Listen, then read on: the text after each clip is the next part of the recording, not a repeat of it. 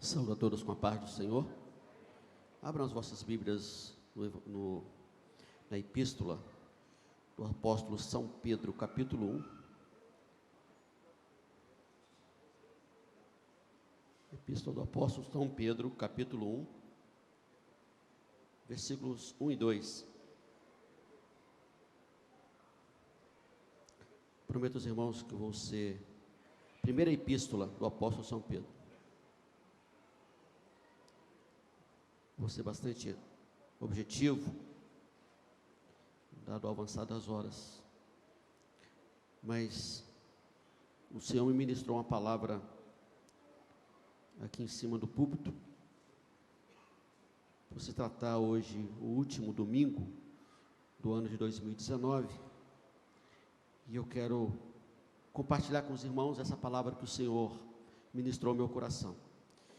Primeira epístola do apóstolo São Pedro, capítulo 1, versículos 1 e 2. Pedro, apóstolo de Jesus Cristo, aos estrangeiros, dispersos no Ponto, Galácia, Capadócia, Ásia e Bitínia, eleitos segundo a presciência de Deus Pai, em santificação do Espírito, para a obediência e a aspersão do sangue de Jesus Cristo. Graça e paz vos sejam multiplicadas. Podem sentar?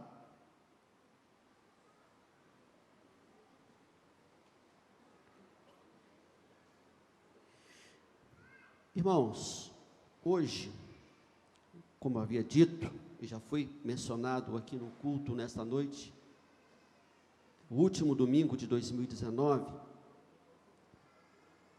e essa semana foi a semana dos últimos, né? A última escola dominical, a última sexta-feira, o último sábado, e é inevitável que na nossa mente venha, a gente começa a refletir sobre o ano que está se findando. A palavra que eu quero compartilhar com os irmãos hoje, rapidamente, ela foi extraída do conceito bíblico a respeito da presciência de Deus. Presciência de Deus, ela está atrelada à onisciência de Deus. Enquanto a onisciência fala de um Deus que tudo sabe, tudo conhece, a presciência fala de um Deus que sabe das coisas antecipadamente. Antes que as coisas venham a acontecer, Ele já sabe. Então, além de Deus saber de tudo o que acontece, Ele sabe das coisas que acontecem antes que elas venham a acontecer. Então, presciência é saber de antemão, pré-ciência, pré-conhecimento.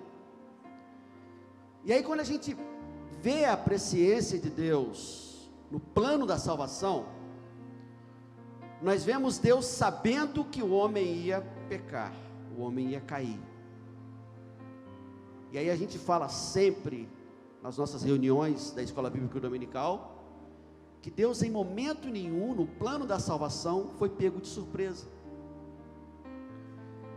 Ele não convocou uma reunião nas regiões celestiais de emergência e falou para Jesus e o Espírito Santo: precisamos dar um jeito porque o homem pecou e agora temos que tomar uma decisão. Não, ele na sua presciência já sabia que isso ia acontecer, e ele já sabendo que isso ia acontecer, ele traçou um plano. O plano, ele está relacionado com eleição e a escolha. Ele precisava eleger um povo, uma nação, para manifestar o seu plano de salvação. E quando ele dava partida, dava início a isso, entrava a questão da escolha. E a escolha, ela está na esfera humana. A eleição está na esfera divina. Então Deus escolhe o homem para a salvação, e Deus escolhe o homem para o privilégio. A escolha do Deus para a salvação e o privilégio, ela foi acertada. Mas a escolha do homem em conhecer o plano e aceitar Jesus, acreditando nesse plano, ela só é acertada quando você levanta a sua mão e dá o seu passo em direção a Deus. Você passou o ano de 2019, de repente no primeiro dia do ano você fez planos, escreveu no papel, vou fazer isso, vou fazer aquilo, mas você não tinha certeza se você ia conseguir, porque você não tem nas suas mãos o controle de todas as coisas que contribuem para isso que você planejou acontecer, ou resiste a isso. Não está nas suas mãos dizer que você vai conseguir, porque fatores externos podem contribuir para que isso não aconteça.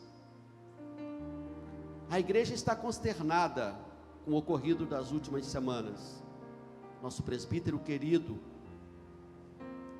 sofreu um acidente, não tinha culpa nenhuma, estava ele e a esposa dentro do carro. E nesse acidente é ceifado a vida da sua esposa, do seu pré-adolescente filho e de uma criança. E ele está lutando pela sua vida no hospital. Pode imaginar o que este casal planejou para a sua família durante esse ano de 2019? Para os seus filhos? Acho que é inevitável a discussão em algumas famílias, as pessoas falarem bem assim: se eu estivesse no lugar dele, eu ia pedir o Senhor para me levar. Mas aí a gente recua um pouquinho, e foi dito hoje na escola bíblica dominical, e aí a gente lembra da presciência de Deus. Deus sabe de todas as coisas. Nas suas mãos está o controle de tudo. Essa família que agora está chorando, a família ainda chora, porque foram 3 sepultados semana passada, essa semana. Tem um que está lutando pela vida, mas ainda chora. Essa família fez planos, mas parte desse plano não foi concretizado e não vai poder ser concretizado, porque Deus interrompeu. E aí eu pergunto para você: você planejou 2019, ainda não se confirmou aquilo que você planejou, ou tudo que você planejou? O que você planeja para 2020? Você vai insistir no seu plano, a revelia da vontade de Deus, ou seja, distante da vontade de Deus, sem levar em consideração que Deus pode intervir no seu plano para interrompê-lo ou concluí-lo? 2019 está chegando, 2020 está chegando. E aí, quando nós esquecemos da presciência de Deus, fazemos planos, fazemos projetos, não vai acontecer. Algumas pessoas dizem: não, você pode pensar positivo porque vai acontecer. Alguma coisa errada em pensar positivo? Não há coisa errada. A Bíblia fala que nós temos que pensar em tudo aquilo que é de boa fama, de tudo aquilo que é louvável, de tudo aquilo que é agradável. A Bíblia manda a gente pensar coisas positivas, coisas agradáveis, não tem nenhum problema. O nosso problema como ser humano é quando nós esquecemos que Deus está no controle de tudo. Deus pode fazer coisas favoráveis aos nossos planos e projetos, como pode não. E aí, no conceito da salvação, aonde que entra o homem então?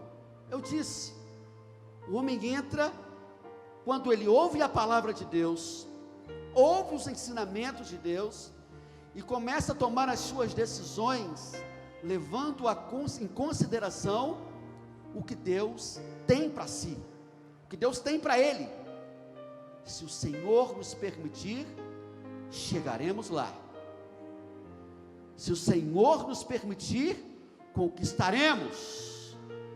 Se o Senhor assim quiser, seremos vitoriosos na concepção humana, porque na concepção divina sempre somos vitoriosos, amém? Na concepção divina sempre somos vitoriosos. Aí quando pensamos que não fomos vitoriosos, é quando nossos planos e projetos se frustram. Mas qual o problema do nosso plano e projeto se frustrar? Absolutamente nenhum, quando você se submete à soberania de Deus e à presciência dele. Senhor, a minha vida está no teu controle.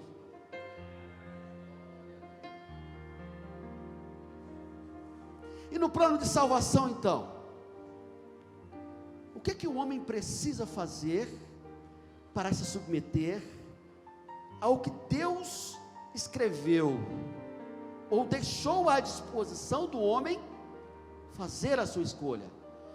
O conselho que nós aqui damos para você, é que você faça uma conversão.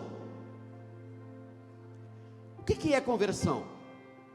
Numa visão espiritual, conversão é você virar as costas para o erro, virar as costas para o pecado.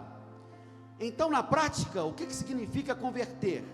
É você dar uma volta de 180 graus. Se nessa direção você olha para o pecado, você precisa olhar para Deus, para o que Deus tem para você. Então você faz uma conversão de 180 graus e olha para Deus e fica de costa para o pecado. O pecado não faz parte mais do seu alvo. O pecado não vai fazer mais parte da sua trajetória, do seu caminho. Quando eu falo no pecado deliberado, das suas práticas pecaminosas. Lógico que nós estamos ainda no processo de purificação e santificação, quando nós, na nossa caminhada em direção a Deus, lutando contra a nossa própria carne, as paixões carnais que insistem em nos fazer parar. Mas quando você sai dessa posição, que é a direção do pecado, e olha para Jesus, aí você fez a conversão, você muda a sua rota. É para cá que Deus quer que eu ande, é para cá que Deus quer que eu prossiga, é nessa direção que todas as decisões que eu vou tomar, a presciência de Deus, o domínio de Deus está sobre ela.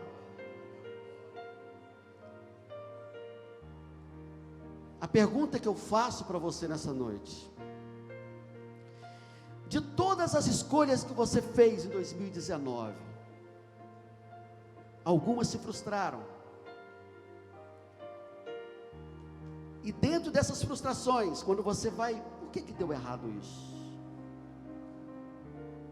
Você chegou à conclusão que o passo que você deu, você levou em consideração ao que Deus queria para você?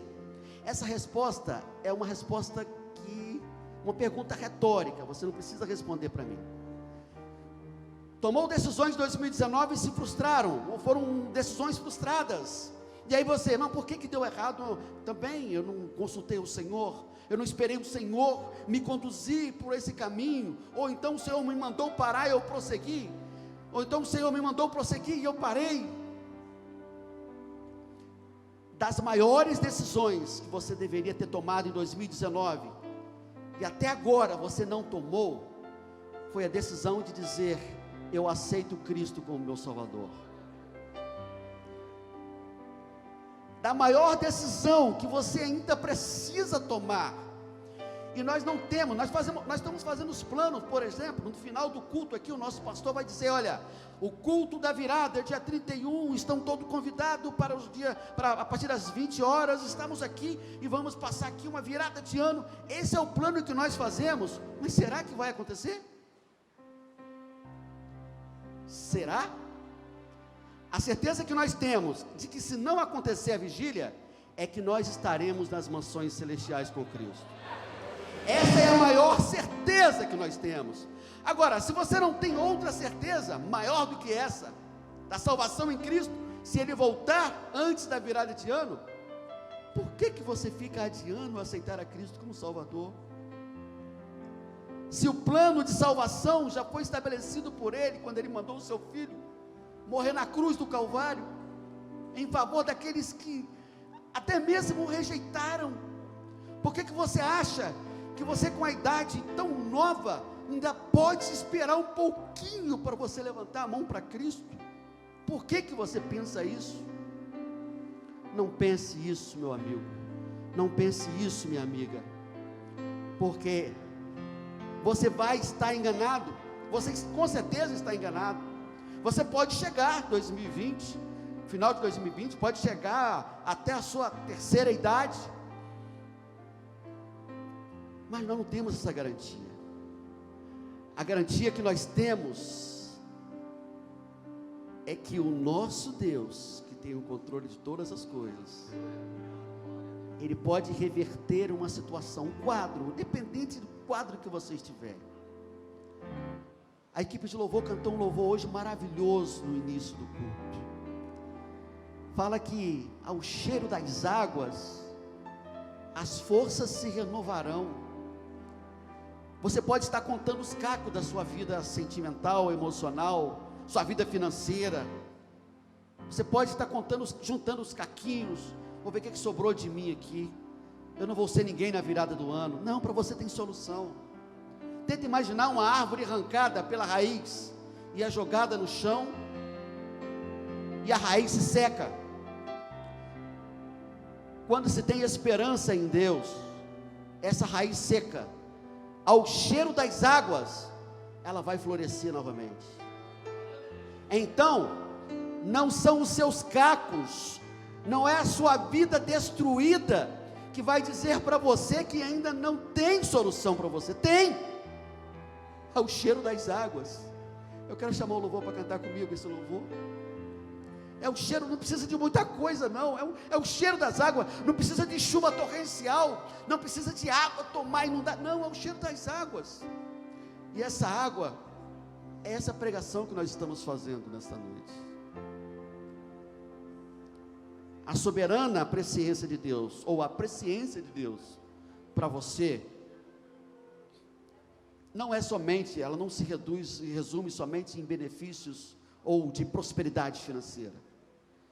Prosperidade financeira, saúde, família estabilizada, mas é a salvação,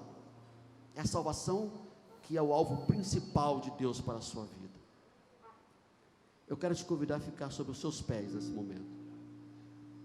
Preste atenção nesse louvor. Se você chegou no culto nesta noite, depois que o louvor entoou esse hino, ou se você esteve aqui e não prestou muita atenção, feche seus olhos, curve a sua cabeça e ouça a letra desse louvor, e vê se não é Deus falando com você, dizendo: olha, os seus cacos serão juntados. Eu sabia que ia acontecer isso com você, estava tudo patente aos meus olhos, mas para você ainda tem solução. A escolha está nas suas mãos, permitir que Deus converta a sua situação.